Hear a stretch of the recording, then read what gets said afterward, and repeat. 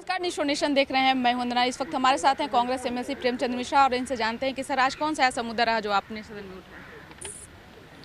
देखिए, सदन में कई जनहित से जुड़े प्रश्न आज भी उठाए गए।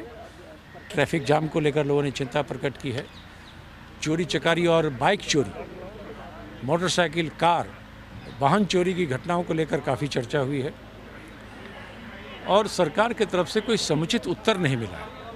तो अगर 24,000 वाहन चोरी की बात खुद सरकार ने स्वीकारा है, जिससे बड़ी संख्या में वाहन पटना से चोरी हुई है, तो आखिर पटना में रहने वाले राज्य के किसी हिस्से में अगर आपकी गाड़ी, मोटरसाइकिल, कार चोरी हो जाती है, आपका सामान चोरी होता है, आपके घर में लूट हो जाती है, डकैती हो जाती है, इसका मतलब आम जनता सभी फ्रंट पर असुरक्षित है। हत्या अपहरण की घटनाएं वैसे ही हो रही हैं। इन तमाम मुद्दों पर चर्चा हुई और सबसे अनफॉर्चुनेट पार्ट ये रहा कि सरकार की तरफ से कोई भी संतोषजनक उत्तर नहीं आया।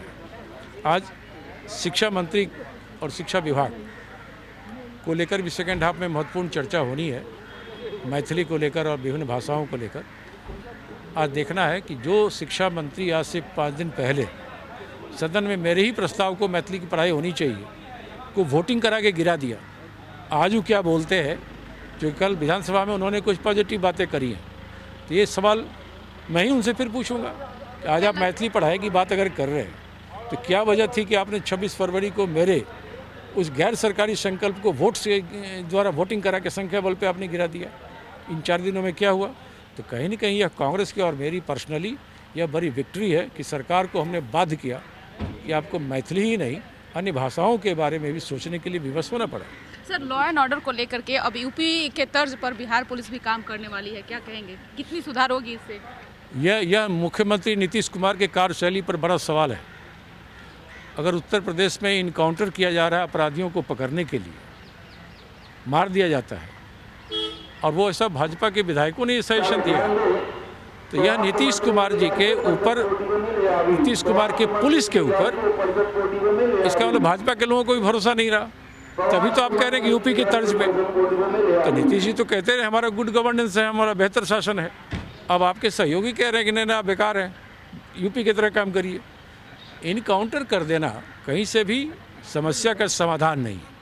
मैं समझता हूँ पुलिस प्रशासन को चुस्त दुरुस्त करना चाहिए और अपराध पर नियंत्रण लगाने के उपाय ढूंढने चाहिए। जी, तो लगता है कि जो जिस तरह से अपराधियों का बोलबाला है उसका मनोबल घटेगा? देखिए, सरकार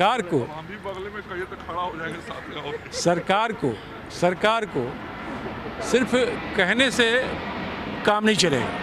आपको विधि व्यवस्था को ठीक करने के लिए आपको कठोर कदम उठाने होंगे, ठोस निर्णय लेने होंगे और अच्छे अधिकारियों की पोस्टिंग करनी। तो आप सुन रहे थे कि क्या कुछ कह रहे थे प्रेमचंद मिश्रा। इन्होंने साफ तौर से कहा है कि जिस प्रकार से अब जेडीयू और बीजेपी को ही खुद भरोसा नहीं है कि हमें लॉ एंड ऑर्डर को लेकर के किस प्रकार के काम करने चाहिए, तो कहीं ना कहीं अब यूपी का तर्ज जो है बिहार में शुरू होने वाला है। आपको बता दें कि जिस प्रकार से लगातार विपक्ष सरकार को घेराबंदी कर रही है लॉ एंड ऑर्डर को लेकर के, तो अब इस पर यूपी के तर्ज पर बिहार पुलिस काम करने वाली है। तो सावधान हो जाएं अपराधियों। अब बिहार पुलिस अपने जिस तरीके से जो लगाम लगा रही थी अपराधियों के ऊपर, अब उसमें कहीं ना कहीं और भी कठोर होने वाली है। इस खबर में बस इतना ही। आप देखते रहिए न्यूज़ नेशन। धन्यवाद।